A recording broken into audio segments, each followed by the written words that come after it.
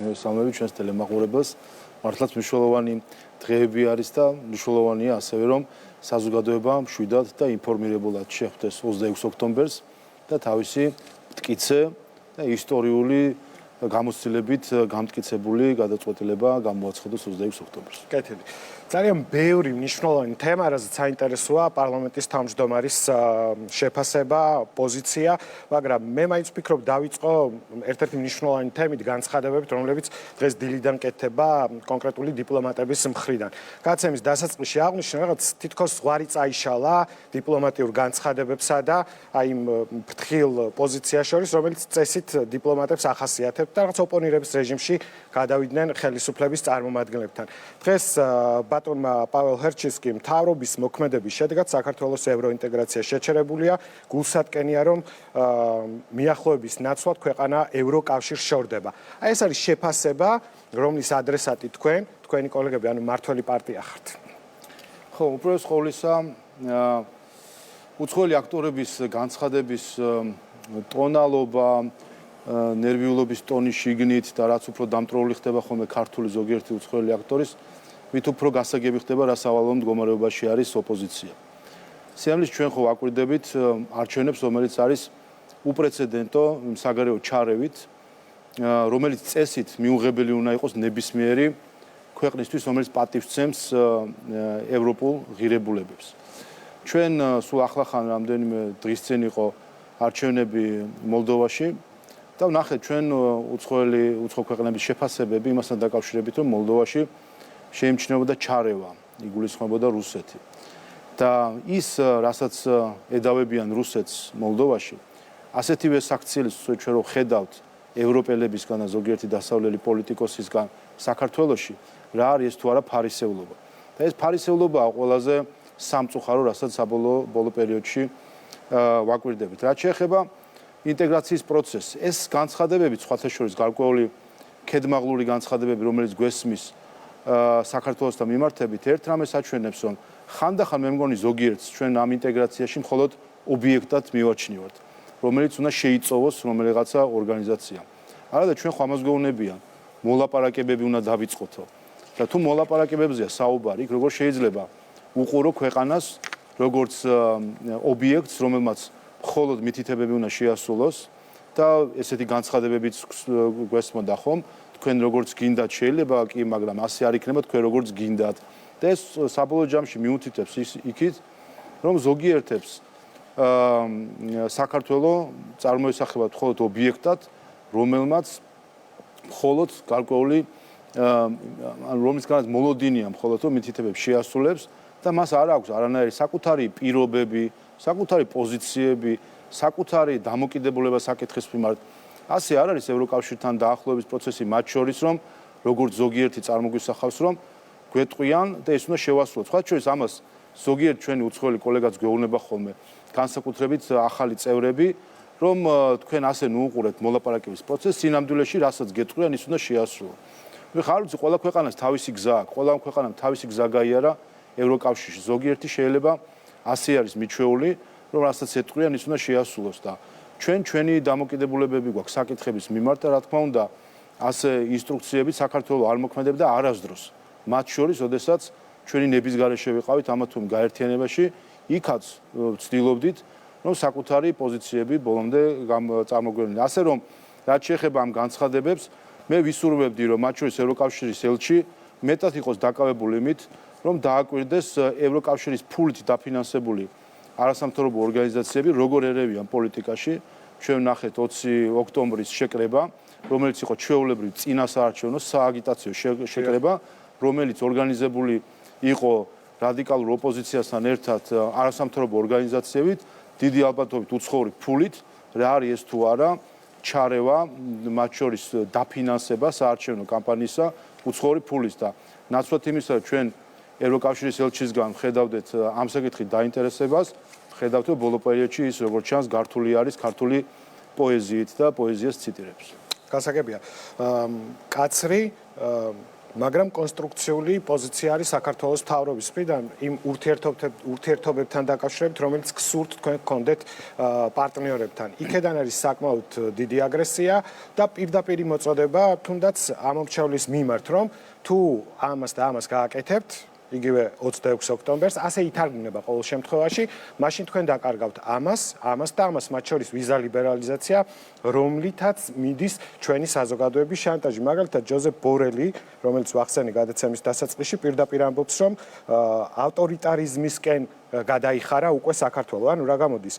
ხალხის აბსოლუტური მორჩილება მათ ერევათ ჭარბ მხარდაჭერაში, ანუ ეს რეალურად ხო შეურაცხყოფელია, როდესაც ამბობდნენ ავტორიტარიზმს და ავტორიტარიზმზე და ზოგადად აი ასეთი ტიპის ქვეყნებზე და მმართველებზე ჩვენ გადაცემის მეორე ნაწილი გვექნება, სადაც სააკაშვილის ციხეზე მოგვიწევს ძირითადად საუბარი. ავიც ხა პოლიტიკურ ლექსიკონში ხანდახან ტერმინებს უადგილოდ გამოიყენებენ ხოლმე. თავარი ხო არის ის რა არის ფაქტები, ხა ესეთ შეფასებები ჩვენ ვერ გვსმენია.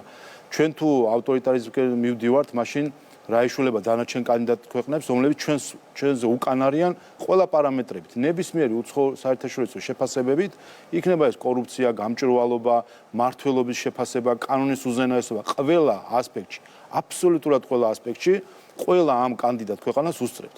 ასე დაბალი წარმოდგენა ჰქონიათ მაშინ სხვა კანდიდატ ქვეყნებთან დაკავშირებით. ასე რა თქმა უნდა, ასეთ შეფასებები მოკლებულია ყოველგვარ საფუძველს და გარდა მაგისა, როდესაც საუბარია ბოლო პერიოდში ერთი მომენტი, რაც ჩემი აზრით არ არის კეთილსინდისიერი დამოკიდებულება ქართული ხალხის მიმართ, როცა საუბრობენ, რომ აი ღია კარია და თქვენი გადასაწყვეტია. ასეთ ღია კარს 2008 წლის შემდეგ ჩვენ დიდი ხანია ვაკვირდებით ნატოში. არ შეიძლება ადამიანების და ერის ემოციებით ესე თამაში. ყველამ კარგად იცის, რომ არანაირი წევრობა დღეს არ წყდება. და სამწუხაროდ ზოგიერთი უცხოელი აქტორი ცდილობს ესე წარმოაჩინოს, რომ დღეს და ხვალის საკითხია ეს ყველაფერი. ყველამ კარგად იცის, რომ ყველაზე ახლო თარიღი ეს არის 2030. არავინ არ იცის 2030 წელს რა განწყობაზე იქნება ევროკავშირის ესა თუ ის ქვეყანა. ხედავთ ევროკავშირის შიგნით, მათ შორის რომ არ არის ერთიანი აზრი როგორი ტიპის გაფართოება ეს უნდა იყოს. ნახეთ ჩვენ საფრანგეთის მიერ წამოწყებული პარალელური პროცესი ევროპული გაერთიანების იმისთვის, რომ რაღაც ბ-ლიგა შექმნან ქვეყნების, იყოს ა-ლიგა ევროკავშირის და ბ-ლიგა ევროკავშირის, სადაც შეიძლება გარკვეული ჩვენნაირი ტიპის ქვეყნების შიგნით იყვნენ. არ ვიცით რომ 27 ქვეყნიდან ყველას თანხმობა არის საჭირო და რომელ ქვეყანას რა პოზიცია ექნება როდის და ახლა ესე როგორც გეცეთ ფაციფუცის შემოტანა ამ პროცესში და ისეთი აღქმის, აბსოლუტურად ცრუ აღქმის წარმოჩენა ხალხისთვის, რომ აი დღეს ხვალ წყდება ევროკავშირის წევრობა, ეს არის უბრალოდ არაკეთილსინდისიერი დამოკიდებულება ხალხის მიმართ. კეთილი. ბუნებრივია, მე თქვენ არ გთხოვთ, რომ სხვა ქვეყნის შიდა საქმეებზე ისაუბროთ, მაგრამ როდესაც გვადარებენ სხვადასხვა ქვეყნებს, რომ აი ეს ქვეყანა გჯობნით, ეს ქვეყანა თქვენზე წინ არის და ასე შემდეგ, წლების წინ ის რაც კონსტიტუციით განსაზღვრა ქართული ოცნების მთავრობა, მაგალითად, ჩვენი დასავლური მისწრაფებები და ეს კონსტიტუციითაა, ხო, გარანტირებული. მოლდოვა ახლა ცდილობს, რომ გაიგოს ხალხისგან რეალურად უნდათ ევროკავშირი თუ არ უნდათ და მოლდოვა, რომელიც დღეს არის დსთ-ს წევრი ჯერ კიდევ. აი, ასეთ ქვეყნებთან შედარება, ორმაგი სტანდარტი და უსამართლობა. რატომ ხდება ასეთი რამე? მოლდოვას რაც შეეხება, აი გუშინ წინ იყო, ნახეთ, არჩევნებთან ერთად რეფერენდუმი ევროკავშირის წევრობასთან, უბრალოდ კონსტიტუციაში ამ საკითხის გათვალისწინებასთან დაკავშირებით, ჩვენ ნახეთ გაყოფილი საზოგადოება. რეალურად ჩვენ ნახეთ, რომ ნახევარზე საზოგადოება ამ საკითხთან დაკავშირებით, რაც რა თქმა უნდა პრობლემა არის, საზოგადოებრივი პრობლემა არის ამ ხრივ და სინამდვილეში რაც აჩვენა ამ რეფერენდუმმა არის ის, რომ მოლდოვეთში საზოგადოება ამ საკითხის მიმართ არ არის ერთიანი. და ამავე დროს ნახეთ რა, როდესაც თუნდაც ეს შედარებები არის ხოლმე და გახსოვთ თქვენ 2022 წელს, როდესაც კანდიდატის სტატუსი არ მოგვანიჭეს, მაშინ ევროკავშირის მიერ დაფინანსებული NGO-ები ცდილობენ ხელისუფლების მთავრობის გადაყენებას და თავადმოსვლას ხელისუფლებაში NGO-ების მიტინგები რო ტარდებოდა მაშინ და გახსოვთ რა ისტერია ქონდათ ატეხილი, რომ აი ისტორიულ შანსს გაუშვით და ეხლა მოლდოვა აყვავდება და საქართველოს დაეცემა. რა მოხდა სინამდვილეში? გეტყვით რამდენიმე რიცხვს. მოლდოვის ეკონომიკური ზრდა 2021 წელს იყო 14%, ჩვენი იყო 10%. დაახლოებით თანაბრად გამოვედით COVID პანდემიის მდგომარეობიდან, მოლდოვა კიდევ უფრო კარგად გამოვიდა. 2022 წელს დაიწყო ომი უკრაინაში, მოლდოვა მიიღო კანდიდატის სტატუსი და ეს ასე ვთქვათ ის მილიარდები, რომელსაც ჩვენთან წარმოაჩენენ ხოლმე თითქოს უნდა ციდან ჩამოცვენილიყო მის თავზე, ჩვენ არ მივიღეთ კანდიდატის სტატუსი. რა მოხდა 22 წელს? მოლდოვის ეკონომიკური ვარდნა იყო 5%, ჩვენის და 10%. 23 წელს 1% ქონდა მოლდოვას, ჩვენ 7.5%. 2024 წელს 2.5% აქვს ახლა მოლდოვას, ჩვენ 10% გვაქვს საშუალო. GDP-ს და მთლიანი შიდა პროდუქტი, რაც იყო 13 მილიარდი 21 წელს 23-ში 16 მილიარდი გახდა, ჩვენი იყო 18 მილიარდი და 30 მილიარდი გახდა. აი ამ ხელა დაცილება გვაქვს ახლა მოლდოვასთან, ისე რომ არ ვართ კანდიდატის ქვეყანა. იცით რატომ? იმიტომ რომ ევროკავშირი ჩვენ რისთვის გვინდა და სინამდვილეში რა არის ევროკავშირი? ეს ხომ არ არის რა ტერიტორიული გაერთიანება. ევროკავშირის თავის შინაარსი აქვს, რატომაც ჩვენ გვინდა. ეს არის ეკონომიკა, ეს არის სტანდარტები, ეს არის ინსტიტუციები. ძლიერი ეკონომიკა, თანამედროვე სტანდარტები და ძლიერი ინსტიტუციები. ეკონომიკური მაჩვენებლით ჩვენ ვართ ლიდერი არა მხოლოდ რეგიონში, ევროკავშირში და მთლიანად ევროპაში. ნომერ პირველი ქვეყანა ეკონომიკური ზრდის ტემპებით დაახლოებით 10% ქონდა აგვისტოს შედეგები, ხომ საშუალოს და მათ შორის ყველა სხვა ასეთი მონაცემებით. რაც შეეხება სტანდარტებს. სხვაჩვენს ახლა ვიზუალური მასალა გადის ეკრანზე, დღეს თქვენ სოციალურ ქსელშიც დაწერეთ, რომ თქვენი ხელისუფლების პირობებში უმუშევრობა განახევრდა 26.7%-დან 13.7%-მდე შემცირა 4 წელიწადში კი უმუშევრობის დონე დამოუკიდებლობის პერიოდში ყველაზე დაბალ მაჩვენებლამდე ან 4%-მდე დავა. როგორ ვახერხებთ, რომ არ ვართ კანდიდატი ქვეყანა, ეს ხო დიდი ტრაგედიად გამოაცხადეს, ასე ვთქვათ, არა?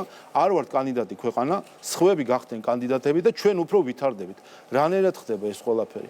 იმიტომ ხდება, რომ სინამდვილეში ეს აწყობილი უნდა იყოს უპირველეს ყოვლისა ქვეყნის ხელისუფლების პოლიტიკაზე, რომელიც ჩვენ გვაქვს სწორი პოლიტიკა ამ შემთხვევაში, მათ შორის ის პოლიტიკა, რომ სანქციები არ დავაწესეთ, თორე სად ვიქნებოდით დღეს და ვიქნებოდით დაახლოებით ჩვენი ეკონომიკური ვარდნა იქნებოდა 3-ჯერ მეტი ვიდრე პანდემიის დროს. 6%-იანი ვარდნა ქონდა, გათვლები აჩვენებდა სადღაც 18%-მდე ეკონომიკური ვარდნა გვექნებოდა. სამმაგი ტვირთი იქნებოდა და სიმძიმე ამ ვარდნას. და შესაბამისად ამის თქმა მინდა ზუსტად რომ მიუხედავად იმისა რომ არ გვაქვს კანდიდატის სტატუსი ეკონომიკურად ვიზრდებით უფრო წინ ვართ.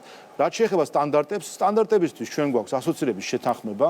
ჩვენ არანაირ მოლაპარაკებას სინამდვილეში არ გვჭირდება იმისთვის რომ დაუახლოვდეთ ევროკავშირს. ჩვენ გვაქვს ასოცირების შეთანხმება და მოლაპარაკების ნაწილი ზუსტად ეს ასოცირების შეთანხმების რეგულაციები არის. საიდანაც ნახევარი ჩვენ უკვე შესრულებული გვაქვს და 2028 წელს 90% ამ შეთანხმების გვექნება შესრულებული. ანუ სტანდარტებითაც ვიქნებით უკვე ევროკავშირთან ახლოს, ეკონომიკით ვიქნებით ახლოს და მათ შორის თქვა პრემიერ-მინისტრაც რომ ერთსულ მოსახლეზე მთლიანი შიდა პროდუქტით მსყიდველობის უნარით ვიქნებით კანდიდატ ქვეყნებს შორის პირველი ქვეყანა, ნომერ პირველი ქვეყანა და გვექნება ყველაზე დაბალი უმუშევრობა საქართველოში 2028 წელს, მათ შორის ევროკავშირის ბევრ ქვეყანასთან შედარებით.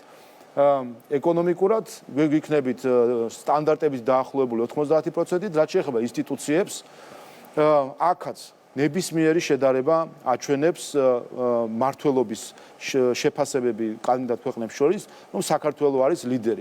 ესეც მე არაერთხელ გამომიქვეყნებია სხვადასხვა საერთაშორისო რეიტინგები, რომელიც ამას აჩვენებს. თუნდაც რომ შევადაროთ არჩევნებთან დაკავშირებით, სხვა შორის EU-ის შეფასება იყო მოლდოვის არჩევნებში, რომელშიც წერია პირდაპირ რომ იყო არათანაბარი საარჩევნო გარემო ხელისუფლების უპირატესობით მათ შორის მედია დაფარვის ხრივ. ასე რომ ამ ხრივ სამივე კომპონენტით 2028 წელს ჩვენ ვიქნებით ყველა კანდიდატ ქვეყანასთან უფრო წინ და 2030 წელს ჩვენ ვიქნებით ყველაზე მომზადებული წევრობისთვის. და რატომ აქვს ამას მნიშვნელობა? ჩვენ ვილჩევთ გზას, რომელიც გადის კეთილდღეობით ევროპისკენ. არსებობს მეორე გზაც. არსებობს გზა ფაციფუცით, ოღონდ რაღაცა ეხა წინ წავიწიოთ და ჭირსაც წაუღია ჩვენი მომავალი გეგმები. თქვენ სანქციები ახსენეთ, გუშინ პარტიის საპატიო თავმჯდომარემაც დეტალურად ისაუბრა სანქციების არ დაწესების მიზეზებზე და იმ შედეგზე, რაც ეხლა თქვენ ციფრებში და პროცენტებში საუბრობთ. აი, თეორიულ დონეზე რომ დავუშვათ, რომ თქვენ შეერთებოდით ყველა სანქციას. გასაგებია, რომ არ იქნებოდა ეს ეკონომიკური წინსვლა და ეს მიღწევები, რაც ეხლა შეიძლება გვაქვს და ქვეყნის თითოეულ მოსახლეზე აისახება, მაგრამ იქნებოდა კეთილგანწყობა და იქნებოდა ქება დღევანდელი მთავრობის, რომ ძალიან დემოკრატიულია, მალე შემოხვალთ ევროკავშირში და ასე შემდეგ. ეს იქნებოდა?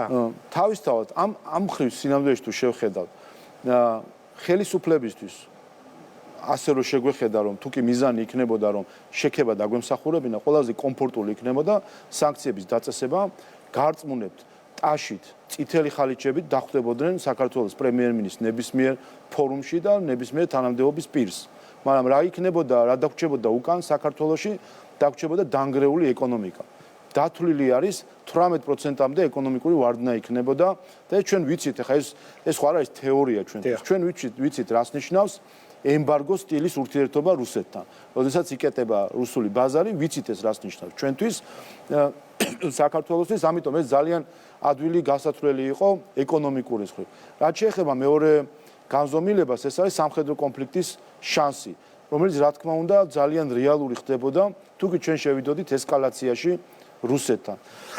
და რატო იყო რომ არავინ დღეს ახლა უკვე ყველამ ვიცით ევროპარლამენტის ბოლო რეზოლუციის წყალობით, სადაც პირველად ღიად ჩაიწერა რომ სანქციებს გთხოვენ, აქამდე ის რაც ხდებოდა დახურულ კაბინეტებს შიგნით, ეხლა გამოვიდა გარეთ. რატომ იყო რომ აქამდე არავინ არ გამოიტანა არც ერთმა უცხოელმა ეს საკითხი გარეთ და თუნდაც მედიასთან, საჯარო კომენტარებში 1-2 ვინმეს თუ გაეპარებოდა, თორე არავინ არ ამბობდა რომ სანქციებს ითხოვდა. არა და ზუსტად იმ კომენტარის წინ კაბინეტებში რო იყვნენ ჩვენთან, ზუსტად ამას ითხოვდნენ, გადიოდნენ გარეთ და არანაირ სანქციებზე საუბარი თითქოს არ იყო. იმიტომ რომ კარგად იცოდნენ, ეს იქნება საქართველოსთვის დაღუპვა. მეორე ფრონტი, ეს არის ერთ-ერთი საკითხი, რომელზეც მას შემდეგ, რაც უკრაინის ომი დაიწყო, ყოველთვის არის ამაზე საუბარი და ძალიან ბევრი რეპორტაჟი მოგვიმზადებია, ძალიან ბევრი ექსპერტის აზრი მოგვისმენია, როგორც ქვეყნის შიგნით, ქვეყნის ფარგლებს გარეთ, რა საფრთხეები აიცილა ქვეყანამ. აი, მაგალითად, საზოგადოების უდიდესი ნაწილი გუშინ კიდევ ერთხელ აღშფოთდა, როდესაც მოისმინა ბიძინა ივანიშვილის ინტერვიუ და ერთი ასეთ მნიშვნელოვანი დეტალი იყო. 3 მილიონი ხართ და 60 დღეში ყველას ვერ ამოგხოცავენ. შეგიძლიათ პარტიზანული მოძრაობით დღეში გახვიდეთ, ჩვენ დაგეხმარებით და იქიდან იომებთო. ანუ ეს არის ბიძინა ივანიშვილის გუშინდელი ის ამბავი, რომელიც მას თავის დროზე უთხრა ყოფილმა პრემიერმა ირაკლი ღარიბაშვილმა. ძალიან მძიმე მოსასმენია. თქვენ ალბათ გაცილებით მეტი იცით ვიდრე ჩვენ და ვიდრე საზოგადოებამ რა ხდებოდა დახურულ კარს მიღმა და რას ითხოვდნენ საქართველოს ხელისუფლებისგან. რა თქმა უნდა, ასეთი და სხვანაირი საუბრებიც იყო ზოგი სერიოზული ადამიანებისგან, ზოგი არასერიოზული ადამიანებისგან, ამიტომ ხანდახან რთული იყო გარკვეული საკითხების სერიოზულად მიღებაც კი. მაგრამ ესეთი საუბრები იყო ზუსტად, როდესაც ფაქტობრივად ომის დაწყებიდან პირველი წელი სხვა არაფრით არ ვიყავით დაკავებული სხვადასხვა ვიზიტების დროს, რომ აგვეხსნა, რატომ არ შეგვიძლია, რატომ არის ჩვენთვის ეს რისკი, ომი რას ნიშნავს, ტყუები როგორ ცვივა, ხალხი როგორ იხოცება და ჩვენ რატომ არ შეგვიძლია უცხოური დახმარების ან დაცვის გარეშე ამ რისკის თავის თავზე აღება. მართლა ამ დონის საუბრები იყო. საუბრები იყო მათ შორის ერთ-ერთი ასეთი მე პირადად ასე ვთქვათ საუბარში, ასეთი რამეც მითხრეს, რომ თქვენ ახალი დაწყებული ომი არის, კიევს მიმდგარია რუსეთი. და წარმოიდგინეთ რა განწყობა ზოგადად სოფლიოში და ჩვენ რა განწყობა ქონოდა. ნუ თქვენო ნუ შიშობთო, ცხინვალიდან არტილერია თბილის არ მიწოდება. ავიცი ხა ამ ადამიანს მე ვუთხარი 2008 წელი დანახი თუ გაქვს ფოტო გორში ჩამოვარდნილი ისკანდერი და კი საიდან ისროლეს მეთქი ეგ თუ იცი საერთოდ საქართველოსდან არც კი უსურია თქო და აი ხანდახან ზოგს არ ვიცი ხა ან ჩვენ ვეგონეთ სულელები ან თავსი სულელებდნენ, მაგრამ ასეთი საუბრებიც იყო და ბევრი სხვა საუბარი, რომელიც კიდევ უფრო მძიმე იყო. პირველივე დღეებში, როდესაც დაიწყო ომი, რას ველოდით ჩვენ, ქვეყანა, რომელიც უყურებს რა სცენას, რომ მეორე მსოფლიო ომის შემდეგ ყველაზე დიდი ომი დაიწყო ევროპაში. ეს ომი დაიწყო ქვეყანამ, რომელსაც ჩვენ ტერიტორიაზე ყავს საკუთარი რეგულარული არმია, ჩვენი ნებართვის გარეშე, ასაც ქვია ოკუპაცია, რომელიც არის არა მხოლოდ განლაგებული არმია, არამედ არის მათ შორის სტრატეგიულ ადგილზე ისე, რომ ჩვენი დამაკავშირებელი მთავარი არტერია, სადაც არის ავტობანის სახით 500 მეტრში პირდაპირ არის განთავსებული მძიმე ტექნიკა. და ასეთ მდგომარეობაში ვართ და რას ველით ჩვენ ამ დროს ჩვენი ძლიერი პარტნიორებისგან. ველით თანადგომას, ველით ბრძნულ რჩევას, რომ ჩვენ ზედმეტი რისკები არ ავიღოთ ჩვენ თავზე, რომ დაიწყო სერიოზული ომი და ჩვენ ახლა არ უნდა გავწიროთ ჩვენი ხალხი და რამ ნახეთ ამის ნაცვლად პირველივე დღეებში, პირველივე საუბრები დაიწყო ასე. ახლა თქვენ ირჩევთ, ან აწესებთ სანქციებს, ან არ ხართ თქვენ სწორ მხარეს. აი ზუსტად სიტყვა სიტყვით ეს წინადადებები იყო დაყენებული პარალელურად ჩვენ ვიცით რომ ითხოვდნენ თვითმფრინავის გაგზავნას მოხალისეები. არა ეს ამას ვითხოვდნენ ზუსტად ამ დროს ვირჩევდნენ გასეირნებას აფხაზეთში. ეს თქვენთან რაც ხდებოდა, რაც საზოგადოება აგებულობდა ეს იყო ახლა რასაც მე ვამბობ. აი ზუსტად ამ დროს, როდესაც ჩემ კაბინეტში მეუბნებოდნენ რომ სანქციები დასად უნდა დავაწესოთ, ზუსტად ამ დროს კაბინეტის ფანჯრებს მიღმა რუსთაველზე შეკრებილი იყო ოპოზიცია და არასამთავრობო ორგანიზაციები, რომლებიც ამ ქვეყნებით ფინანსდებიან მათ შორის და ითხოვდნენ სანქციები, იგივე პარალელურად ითხოვდნენ გარედან სანქციების დაწესებას და ქართველების გაგზავნას პირდაპირ ომში. ვინ გააგზავნა, ვინმე გააგზავნა თავის თვითმფრინავებით ომში, ან ამერიკამ, ან გერმანიამ, ან საფრანგეთმა, რატომ არ გააგზავნა არც ერთი და რატომ არც ერთმა ოფიციალური რომ არ ჩართავს მოხალისეებს. და რატომ არავის არ მოსთხოვეს, რატომ არავინ არ გააგზავნა, არა თუ არ გააგზავნა. გააფრთხილეს მოქალაქეები, მათ შორის სამართლებრივადაც დაემუქრნენ მოქალაქეებს, რომ არ წასულიყვნენ.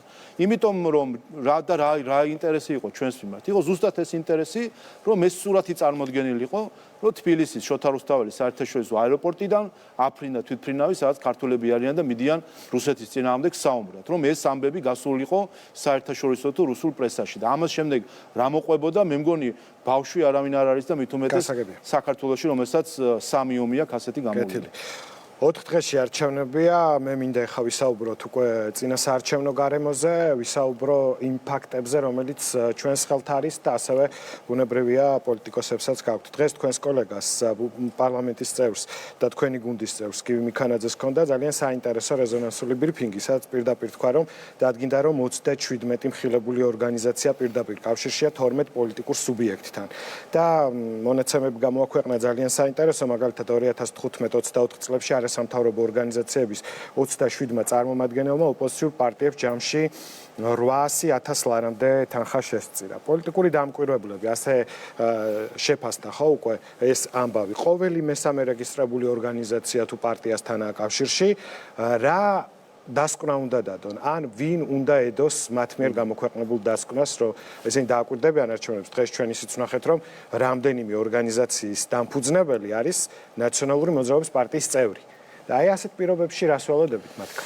კი ბატონო, ერთი სიტყვით უბრალოდ წინა თემა რომ დავასრულო რიტორიკული კითხვის სახით, რომ ყველა დაფიქრდეს. დღეს ქართული ოცნების გარდა, ვინც ითხოვს ხმას მოქალაქეებისგან, ნებისმიერი მათგანი იმ მომენტში რომ ყოფილიყო ხელისუფლებაში, დაფიქრდეს თითოეული მოქალაქე. ნებისმიერი მათგანი დაყვებოდა თუ არა იმ მოთხოვნებს, რომელიც ჟღერდებოდა, დააწესებდა თუ არა სანქციებს, გაუშვებდა თუ არა მოხალისეებს, ჩაკეტავდა თუ არა ცას, ჩაკეტავდა საზღვარს, შემოიღებდა სავიზო რეჟიმს და ასე შემდეგ. დავფიქრდეთ. ყველა ხო ხვდებით, რომ პასუხი არის კი ამაზე. და თუ ყველა ამას ხვდებით, ყველა ხო ხვდებით, რომ ეს ადამიანები პირდაპირ ომში გაგვაქანებდნენ იმ მომენტში, როგორც კი იქნებოდნენ ხელისუფლებაში და ასეც გააკეთებდნენ. პასუხები გვაქვს მოსწონილი იგივე. ახლაც აქვს პროგრამა. სხვადასხვა ოპოზიციური ლიდერი, რომელიც პირდაპირ ამბობს, აუცილებლად ვიომებთ, თუ საჭირო იქნება წვიმას ჯობს. იმიტომ რომ წინამდეში რა გამოჩნდა 2022 წლის თებერვლის ბოლოს ჩვენ გარკვეულწილად ხა შევეცდეთ გადაჭარბება, მაგრამ პირველად შევდეგით როგორც დამოუკიდებელი ქვეყანა. ჩვენ თავისუფლება მოვიპოვეთ 33 წლის წინ, მაგრამ დამოუკიდებლობა შევიგრძენით ზუსტად 22 წლის თებერვალში, როდესაც ჩვენ უნდა მიგვეღო გადაწყვეტილება, რომელიც შეიძლება დინების წინააღმდეგ მიდიოდა, მაგრამ ჩვენი ხალხის ინტერესში იყო. აი ზუსტად ეს არის დამოუკიდებლობა და ეს არის სახელმწიფოებრივი აზროვნება, მიიღო გადაწყვეტილება, რომელიც შეიძლება დინების წინააღმდეგ მიდის, მათ შორის შენი მეგობრების დინებისგან განსხვავებულია, მაგრამ არის შენი ხალხის ინტერესში. ეს გააკეთა მაშინ საქართველოს ხელისუფლებამ და ამას არ გააკეთებდა არც ერთი დღეს ოპოზიციაში მყოფი ადამიანი. და ამიტომაც არის მნიშვნელოვანი ეს გადაშეხება, რაც შეეხება დამკვირვებლებს, იმიტომ რომ ფაქტი არის, რომ ის ცნობები, რაც ჩვენამდე მოდის და რა განცხადებებიც კეთდება, ზღვარი არის წაშლილი რადიკალურ ოპოზიციას და კონკრეტულ სადამკვირვებლო ორგანიზაციებს შორის. ან პრაქტიკულად ყველა ამ ინფორმაციის მიხედვით ესენი არიან ერთნი. რას ველოდებით და რამდენად იმოქმედებს მათი დასკვნა, დაკვირვების შედეგი იმ არჩევნებზე, რომელიც ჩატარდება 26 ოქტომბერს? ჩვენ ხო ვხვდებით ვართ იმ მდგომარეობაში, როდესაც და ისეთ ხალხთან გვაქვს საქმე, რომელიც გვიმტკიცებდნენ, რომ ომი არის მშვიდობა, რომ ომი კარგია. ეს მშვიდობას ნიშნავს ომს და სინამდვილეში ჩვენი მშვიდობა არის ომი. ხო ამას გვიმტკიცებენ. მეტი რაღა მტკიცებულებაა საჭირო ამ წაშლილ ზღვართან დაკავშირებით, გარდა იმისა, რაც ვნახეთ ჩვენ 20 ოქტომბერს, როდესაც უცხოური დაფინანსებული NGO-ები ქართულ პარტიებთან ერთად აორგანიზებენ საარჩევნო აქციას. აი ამაზე მეტი მტკიცებულებაა, რომ აღარანაირი ზღვარი არ არსებობს და ჩვეულებრივი პოლიტიკური პარტიები არიან, რომელიც უცხოეთიდან ფინანსდებიან და ეს არის ზუსტად თავარი მანიშნებელი უცხოური ჩარევის საქართველოს არჩევნებში. ასეთი არ ვიცი მე რო საუბრობენ მოლდოვაზე, სხვა ქვეყნებზე და რუსეთის ჩარევაზე. სად დაუფინანსებია, შეიძლება დაუფინანსებია, მაგრამ წარმოგიდგენიათ რუსეთისგან რო ფინანსდებოდეს საარჩევნო აქციები და მიტინგები და ასე შემდეგ, რა ყვირილი იქნებოდა ამაზე. ჩვენ დღისით, მზისით, უпростоეთ საღამოს ორგანიზაციები, რომელიც უცხოური ფულით ფინანსდებიან, ჩაატარეს საარჩევნო აგიტაციის კამპანია. და ეხლა ამას აქ სულელი არავინ არ არის, ნურც ერთი ელჩი ჩვენ უდაგვიწყებს საუბარს, ეხლა ეს ევროპისთვის იყო და რაღაც იყო. აქ სულელი არავინ არ არის. 30 წელი ჩვენ რაღაც გამოცდილება გვაქვს მე მგონი. ეს იყო ცხადი აქცია ქართული ოცნების წინააღმდეგ. ხამას ვინმე ეჭვიეპარება, რომ ეს ქართული ოცნების საწინააღმდეგო აქცია იყო. და რა გაჩვენოთ ამ აქციამ, ან იმ მასშტაბმა რაც ნახეთ.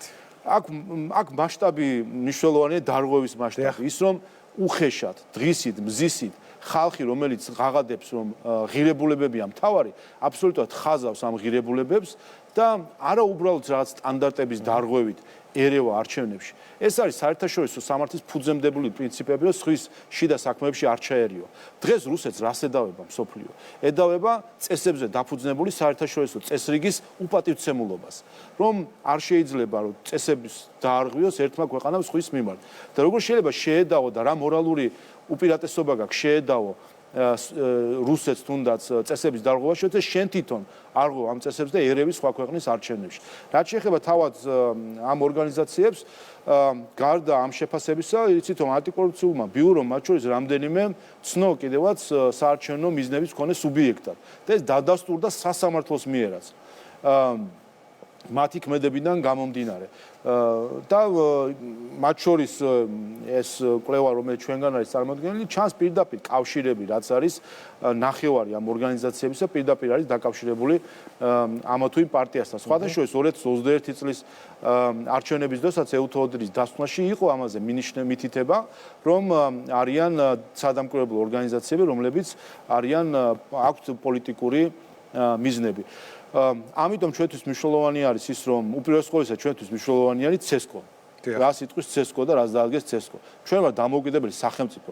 ჩვენთან არჩევნებს არ ატარებენ NGO-ები და არ ატარებენ საელჩოები, არ ატარებენ უცხოელი დამკვირვებლები. ჩვენთან არჩევნებს ატარებს ცენტრალური საარჩევნო კომისია. თუმცა არსებობენ კონკრეტული სადამკვირვებლო მისიები, რომლებიც მაგალითად აი ამ წინა საარჩევნო პერიოდში ქართული ოცნების წინააღმდეგ წარმოებულ საქმიანობაში არიან ჩართულნი. კი ბატონო, მოგეთ ერთი ისე ვთქვათ, რომ იერარქიულად ჩვენთვის, ან ჩვენ თუ სახელმწიფო ვარ და პატივცემ საკუთარ თავს, CESCO-ა მთავარი და ვხედავთ მათ შორის CESCO-ს შეფასება საერთაშორისო დამკვირვებლების მხრიდან, როგორი პოზიტიური არის მისი პროფესიონალიზმი და სხვათა შორის CESCO-ს ამ შემადგენლობას ჯილდოებიც კი აქვს მიღებული საერთაშორისო იმ თავის საქმიანობის გამო, რომელსაც ის აწარმოებს. რაც შეეხება დამკვირვებელს და მათ შორის ერთ-ერთი დამკვირვებელი არის ევროპის დამკვირვებელთა ქსელი. რომელიც ჩვენში ცნობილი გახდა იმით, რომ მასში ქალბატონი ელენე ნიჟარაძე მუშაობს და დასაქმდა. და ეს ცალკე ისტორია არის, რომ ელენე ნიჟარაძე ყველას ახსოვს ისვედის ხელმძღვანელი მაშინ, როდესაც პივიტის ყალბი რიცხვებით ცდილობდნენ მღელვარების გამოწვევა საზოგადოებაში და შემდეგ ქალბატონი ელენე ნიჟარაძე ვითომ გადააყენეს და ამითი დასაჯეს თითქოს და აღმოჩნდა რამდენიმე თვეში ზუსტად ამ ორგანიზაციაში თუ არ ვცდები მონტენეგროში არის მთავარი ოფისი და აღმოჩნდა რომ ამ ორგანიზაციას ზუსტად ისეთი იგივე დონორი აფინანსებს რომელიც აფინანსებს ისვეთს ასე რომ აქაც სულელი არავინ არ არის ხა თავს არავინ არ მოიტყუებს და დამთავრდა ეს პერიოდი, როდესაც შეიძლება რაღაცეებზე თვალები დაგვიგოს. იმიტომ ვახსენებ ამ ორგანიზაციებს, რა თქმა უნდა, CSKO არის უპირველესი და მის მონაცემებს ვაყენდობით ყველა. ეს ნიშნავს თუ არა იმას, რომ ემზადებიან სწორედ რომ 27-ისთვის, იმისთვის რომ გამოვიდნენ ქუჩაში, მოგებულ არჩევნებზე თქვენ რომ არის წაგებული 26-ისთვის თითოეული მათგანის განცხადება, თუნდაც პოლიტიკურ პარტიებს რადიკალურ ოპოზიციას გულისხმობ. არავინ არ საუბრობს 26 ოქტომბრის არჩევნებზე. ყველა საუბრობს 27-ზე და ყველა მტკიცებით ფორმაში ამბობს, რომ უნდა დავიცვათ ჩვენი ხმები. დიახ, ბევრი რამ მიანიშნებს იმისკენ, რომ სინამდვილეში ეს არის მზადება 27-ისთვის და აგითხათ არაკონსტიტუციურად ხელისუფლების შეცვლისთვის. გინდა გადატრიალება დავარქვათ ამას, რაც კიდათ ის დავარქვათ, ის რაც მცდელობა იყო 2020 წელს, 2020 წლის განმეორების მცდელობა არის. რა ნიშნები არის ამაზე? როცა საუბარი არის ესა თუ ის დარღვევა არის თუ არა ადმინისტრაციული რესურსი ასე შემდეგ. არსებობს უწყებად შორის კომისია იუსტიციის სამინისტროს კოორდინირებით. არც ოპოზიცია დადის ამ კომისიაზე, არც NGO-ები დადიან ამ კომისიაზე. არ მიდიან, თუ კი რაიმე აქვს პრეტენზიები, წარუდგინონ. იქ დადიან სხვა შორის საერთაშორისო დამკვირვებლები ეუთო ოდირი ესწრება და ეს ყველაფერი აღრიცხული აქვს ეუთო ოდირს, რომ არც ოპოზიცია მიდის იქ და არც არასამთავრობო ორგანიზაცია. ეს აჩვენებს იმას, რომ მათ რომ რეალური პრეტენზიები რაიმეს მიმართ ჰქონდეს, მიიტანდნენ, გამოკლეული იქნებოდა და საზოგადოება დაინახავდა. ახლა რას აკეთებენ? გამოდიან, ჩაატარებენ ბრიფინგს, მოისვრიან მარცხნივ მარჯვნივ ბრალდებებს, ძირითადი ბრალდებები მათი დაბალი სტანდარტი იმის არის, რომ ბრალდებებში არის, რომ როგორც ამბობენ, ასე გვითხრეს, არის ბრალდებები ჭორმართალზე დაფუძნებული რაღაც განცხადებები და სხვათა შორის მოცულობით მაინც ბევრი არა აქვს აქ. ეს ერთი მომენტი, უყურებთ ჩვენ რომ კამპანიას არ აწარმოებენ საერთოდ და კითხეთ ნებისმიერს, ვინც საარჩევნო პროცესებშია ჩართული, რეგიონებში საერთოდ არ ჩანან, არანაირი კამპანია არ აქვს, სხვათა შორის ქართული ოცნება არის ერთადერთი პარტია, რომელსაც დასახელებული ყავს დელეგატები, არც ერთ სხვა პარტიას დელეგატი არ ყავს, იმიტომ რომ არც იცია რეგიონშია არ ყავთ ავტორიტეტები, ადამიანები, რომელსაც მიესულებათ მოქალაქეებთან და სათქმელი ექნებათ რამე, მათი მთელი კამპანია ყველაზე კარგ შემთხვევაში არის რომ ტელევიზიიდან ესაუბრონ ხალხს და ყველაზე ცუდი რაც ხდება სინამდვილეში რომ მათ კამპანიას უცხოეთიდან უწარმოებენ. ჩვენ ვაკვირდებით, დღე არ გადის. ანუ არ ვიცი, ასეთი ანომალია საქართველოში არ ყოფილა. დღე არ გადის ბუკვალურად და ჩვენ ამას პარტიულად ვაკვირდებით და მონიტორინგს ვატარებთ მედიის, დღე არ გადის, რომ უცხოეთიდან 2-3 განცხადება არ იყოს, რომელიც არის პირდაპირი ასე ვთქვათ, ჩარევა მედიისთვის თემის მიცემა საარჩევნო საკითხებში, ასე ვთქვათ, თემის რაღაც ამა თუ იმ თემის შემოტანა, რომელიც შემდეგ ხდება ხოლმე დღის განხილვა. დღეს მაგალითად რო დავფიქრდეთ, რა გაგვახსენდება ერთ-ერთი უცხოელი დიპლომატის გამონათქვამები და კომენტარები, რომლებიც თემა გახდა მთელი დღე. გუშინდელი დღე რო გავიხსენოთ, გუშინად ზუსტად იგივე ხდება. ამიტომ ეს არის საერთოდ ჯამში სამწუხარო მდგომარეობა და ამიტომ არის მნიშვნელოვანი რომ ჩვენი მოქალაქეები დარაზმულად, მობილიზებულად მოვიდნენ 26 ოქტომბერს და მათი სიმრავლე არის ყველაზე ძლიერი იარაღი ნებისმიერი უცხოური ჩარევის წინააღმდეგ. კიდევ ერთი საკითხი ჩვენი ინტერვიუ დასასრულისკენ მიდის. ეს არის გამჭვირვალობის შესახებ კანონი, ვიდრე ჩვენთან მოხვიდოდით და ჩვენი ინტერვიუ შედგებოდა, მე ვნახე კიდევ ერთი პოსტი, რომელიც დღის ბოლოს გამოაქვეყნეთ. რაში ამხილა სტრასბურგმა ამჯერად ოპოზიცია, დიპლომატები, ოპოზიციის მედიები და ასე შემდეგ. კონკრეტულად რას გულისხმობთ თქვენ, რომ ჩვენ საზოგადოებასაც ავუხსნათ? დღეს სტრასბურგის სასამართლომ გამოაქვეყნა გადაწყვეტილება, რომელიც ეხება რუსეთს და რუსეთი ცნო დამრღვევად ადამიანის უფლებათა ევროპული კონვენციის იმ კანონის გამო, რომელიც მოქმედებს რუსეთში და რომელზეც აგერ გვიმტკიცებდნენ, რომ ქართული კანონი არის მისი ასლი.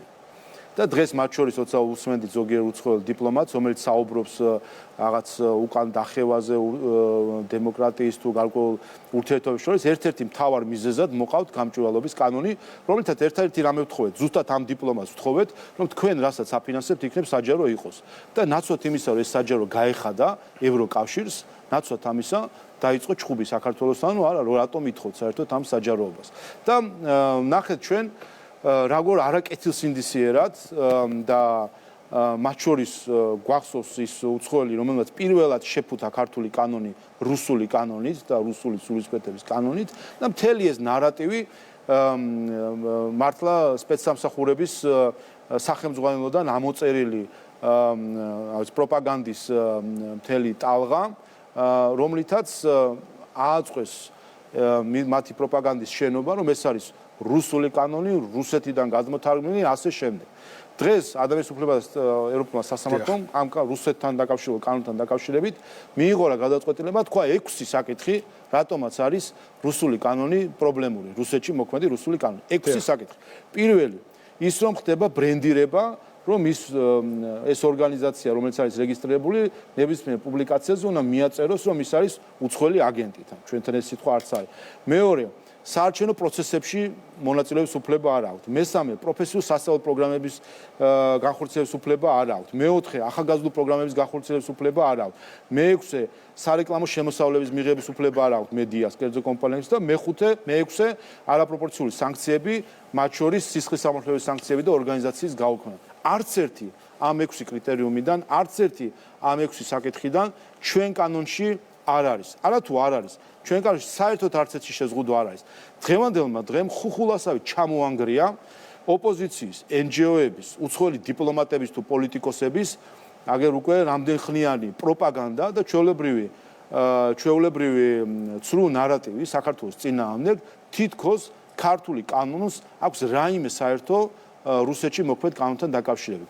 დასრულდა დღევანდელი ამ გადაწყვეტილებით ეს პროპაგანდა დაინგრა და ოღონდ ეს პირველი შემთხვევა არ არის, როდესაც ეს ხდება. ჩვენ გვახსოვს რუსთავიორის საქმე, გვარამიეს საქმე, მელიას საქმე, სააკაშვილის საქმე, გვახსოვს ყველა ამ საქმეზე უცხოელების განცხადებები და ჩვენი ხელისუფლების, სასამართლო ხელისუფლების კრიტიკა და არათუ კრიტიკა, არამედ იყო ზედგადავლა ფაქტობრივად სასამართლო სისტემით, ერთზე, მეორე, მესამეზე, მეოთხეზე, ყოველ ჯერზე სტრასბურგის შემდეგ გამოდრა მტყუანი იყვნენ ეს დიპლომატები, მტყუანი იყვნენ ეს NGO-ები, მართალი იყო ქართული მართლმსაჯულებმა, მაგრამ რადგინა ბოდიშს არავინ არ იხდის და ისევე აგრძელებენ იგივე კამპანიას ინსტიტუტების წინააღმდეგ. ეხლა მნიშვნელოვანია, რომ ამას უნდა ყველა მოპასუხოს იმ NGO-ებმა, იმ უცხოელებმა, რომლებიც ასე უტიფრად იმისთვის რომ ქართველების ემოციებზე ეთამაშათ, ასე უტიფრად ქართულ კანონს უწოდებდნენ რუსულ კანონს, გამოვიდნენ ეხლა და ბოდიში მოუხადონ ქართულ ხალხს.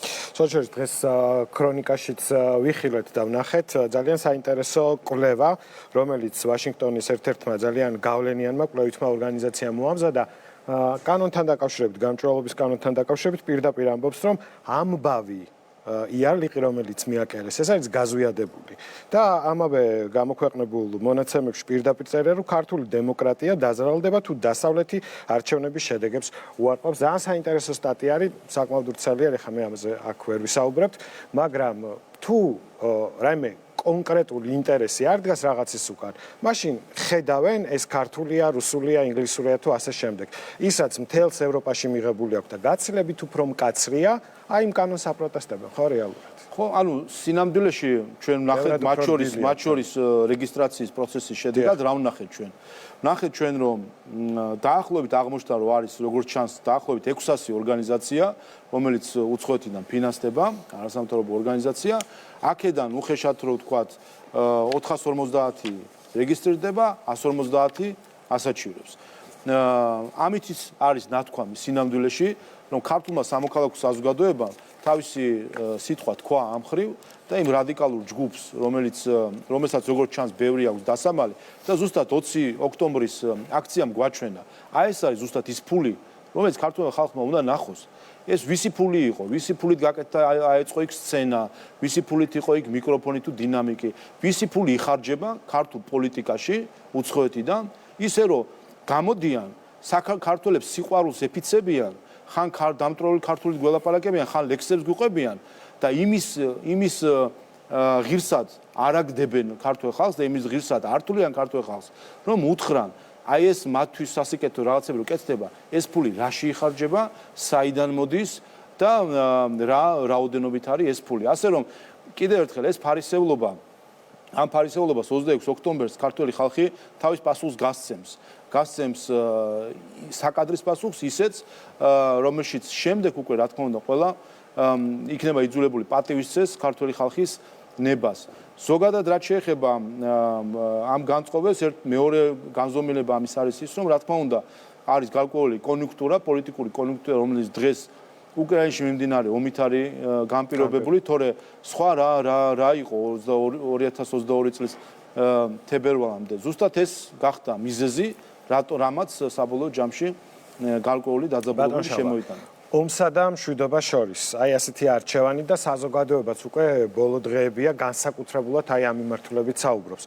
ხვალ გაქვთ წინა საარჩევნო კამპანიის დასკვნითი ნაწილი 7 საათზე უნდა უთხრათ ტელემაყურებელს თავიდან სხვა დრო იყო გავრცელებული, შემდეგ თავად მოქალაქეებმა გამოხატეს ამის სურვილი, რადგან სამუშაო დღე იყო, რომ იქნებ სამუშაო დღის დასრულების შემდეგ მოხდეს ეს შეკრება. რას ელოდებით ხვალ და რა არის ის მთავარი და ძირითადი სათქმელი, რითიც დასრულდება ეს წინა საარჩევნო კამპანია და უკვე დაელოდებით ისტორიულ 26 ოქტომბერს. ჩვენ აგვისტოდან მოყოლებული შემოვიარეთ ყველა რეგიონი და ნახეთ რომ 10,000-ობით ადამიანი მოდიოდა იმ შეხვედრებზე, რომელსაც ჩვენ მართავდით რეგიონებში. ნახეთ განწყობა, ნახეთ მუხტი, ნახეთ ემოცია ჩვენი ხალხის, ნახეთ დამოკიდებულება და ნახეთ მათი არჩევანი სად არის. და როგორ შეიძლება რაიმე სხვა არჩევანი იყოს. როდესაც დგას არჩევანი ქართულ ღირებულებებსა, ქართულ ეკლესიასა და მეორე მხარეს უღმერთობას, ძალადობას და აი ამ დღეებში სასაც ვაკვირდებით ბულინგს. ეს ხომ არ არის უბრალოდ რაღაც შემთხვევები, ხომ? ნახეთ თქვენ ეს დღეები სპორტსმენებს და სხვებზე ბულინგი. ეს ხო იდეოლოგიის ნაწილია. როგორ შეიძლება, როდესაც არჩევანი ქართულ ხალხს უდგას ის რომ იყოს ერთის მხრივ ჩვენი ღირებულებები, ფასეულებები და მეორე მხრივ ბულინგი, რომელიც ასე განსხვავებული აზრის გამო თქვენი პარტიის საარჩევნო კლიპში რადგან აღმოჩნდნენ ფეხბურთელები და გამოთქვეს სურვილი რომ მიიღოთ მონაწილეობა და დათანხმდნენ ამის გამო გახდნენ ისინი კი იმიტომ რომ ეს ერთი რამე არ აქვს მნიშვნელობა ეს არ არის ვიღაცის ემოცია რომელიღაც სოციალურ ქსელში რაღაც იმწამიერი ემოცია ეს ხო განმეორებადი არის იმიტომ რომ ეს არის პოლიტიკა ეს იდეოლოგია ამ ხალხს ერთი გრამი ძალაუფლებას რომ მივცეთ სხვა რამეს კი არ აკეთებდნენ 2012 წლამდე. ზუსტად იგივეს გააკეთებდნენ, რომ ეხლა უფრო მეტი საშუალება ექნებათ. ადრე არ იყო კიდევ თქვათ ისეთი ზეწოლის მექანიზმები, რომელიც დღეს შეიძლება იყოს მედიის სხვადასხვა ინსტრუმენტის გამოყენებით. ადამიანს გააქრობენ საერთოდ ამათ რომ ხელისუფლება მისცეს ერთი გრამი. ამიტომ ეს არჩევანი რო აქვს ქართულ ხალხს, როგორ შეიძლება მან მცდარი არჩევანი გააკეთოს. როდესაც არჩევანი არის იმაში, რომ ყავდეს ხელისუფლება, რომელიც შენ ინტერესს ატარებს, თუ ყავდეს მარიონეტული რეჟიმი. ჩვენ ხო სინამდვილეში დღეს ოპოზიცია გვთავაზობს, რომ ის იქნება უცხოეთის მარიონეტი. ის ფურცლებს რო აფრიალებენ ქალბატონი სალომეს მიერ შედგენილს, ის ფურცლით ხო ჩვენ ბანანის რესპუბლიკად გვაცხადებენ. იმ ფურცლში პირდაპირ წერია, რომ ჩვენ აქ უნდა გვყავდეს მარიონეტული რეჟიმი, რომელიც შეასრულებს უცხოელი ბიუროკრატების პირდაპირ მითითებებს. ამ ეს პირობა დადეს, რომ ისინი ყველაფერს, რასაც ეთყვიან, ყველაფერს სანქციას მოსთხოვენ, კი ბატონო, რომელი სანქცია, რომელი საზღვარი ჩავკეტოთ, მიამატებენ კიდე ერთ-ორ სანქციას ზედ. ასე რომ ეს არჩევანი როცა გაქვს, მარიონეტები გინდა იყვნენ თუ შენი ეროვნული ინტერესების დამცველი, აქ როგორ შეიძლება სხვა არჩევანი იყოს. ამიტომ ხვალე ზუსტად ეს განწყობას, ამ განწყობის გარკვეულ ასე თქვა კრებულს ველით, ის რაც ჩვენ რეგიონებში ვნახეთ, ეს ყველაფერი დღეს როგორც ეკადრება დედაქალაქს თავს მოიყრის ხვალინდელ შეხვედრაზე დედაქალაქში და ეს იქნება ქართული ინტერესების, ქართული პოლიტიკის, ქართული ღირებულებების გამარჯვებისკენ სვლის და გამარჯვებისთვის მზადების დიდი ზეიმი. დიდი მადლობა ატონ შალორენ მყარ ჩვენთან ერთად წარმატებები უნდა გისურვოთ და ძალიან საინტერესო კვირა არის და ველოდებით ძალიან დამაინტრიგებელი, ასე ველოდებით შაბათ საღამოს, ველოდებით შედეგებს, ვნახოთ რა გადაწყვეტილება იქნება მიღებული და რას გვეტყვის CSKA და რას იტყვის ქართველი ხალხი, თუმცა ფაქტია, რომ წინა საარჩევნო გარემო იგივე უთოოდილის დასკვნიდან გამომდინარე ძალიან მშვიდ გარემოში მიმდინარეობს, რაც მნიშვნელოვანია ასევე ესეც აჩვენებს, რომ ჩვენ ყველანაირი ზომა გამოყენებული გვაქვს, ყველანაირი პრევენციული ზომა მიღებული არის, ამიტომაც არის, რომ ვერც კი შეძლეს ვერანაირი პროვოკაციის მოწყობა, ამიტომ იქნება 7-26 საღამო, სადაც ადამიანების კაფიო ნება გამოიხატება კონსტიტუციური უმრავლესობით და გვექნება მომავალი 4 წელი ამ ქვეყნის აღმშენებლობის, ევროპასთან დაახლოების, ოღონდ დაახლოების ღირსებით, დაახლოების კეთილდღეობით და დაახლოების ისე, რომ ჩვენ ერთი იოტა საქართველოს ინტერესი არ დავთმოთ ამ გზაზე. დიდი მადლობა, გისურვებთ წარმატებებს, მადლობა რომ იყავით ჩვენი გადაცემის სტუმარი. საქართველოს პარლამენტის თავმჯდომარე შალვა პაპუაშვილი პასუხობდა ჩვენს შეკითხვებს, რა თქმა უნდა, გრძელდება საგანგებო ეთერი. ძალიან საინტერესო